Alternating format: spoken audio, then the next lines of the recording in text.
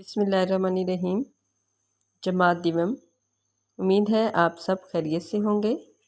आज तारीख़ है 5 मई 2021, दिन बुध है।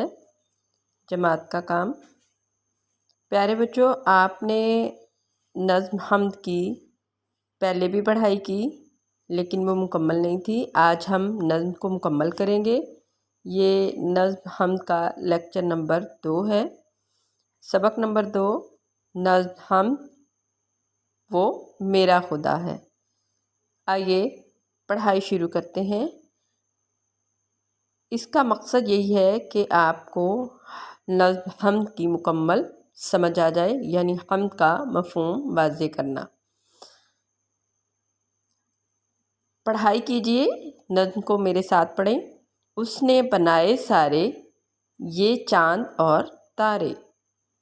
उसने बनाए सारे ये चाँद और तारे। सूरज को रोशनी दी, सूरज को रोशनी दी, फूलों को ताज़गी दी। हाँ, वो मेरा खुदा है। प्यारे बच्चों, इसमें शायर ने हमें ये बताने की कोशिश की है कि वो मेरा खुदा है जिसने चाँद और तारे रोशन बनाए और जगमगाता सूरज बनाकर सारी दुनिया को उजाला दिया, रोशनी दी, और ख़ूबसूरत फूल भी बनाए जिसमें एक नयापन और रौनक है। और ये सब कुछ बनाने वाला मेरा खुदा है। प्यारे बच्चों, नज़्म हम्द के इमला के अल्फाज आपने खुशख़त लिखने हैं और उनको याद करना है, उनकी मशक़ करनी है। देखें, सबसे पहला लफ्ज़ है चाँद, तारे, सूरज, फूलों, ताज़गी। चाँद, तारे, सूरज, फूलों, ताज़गी।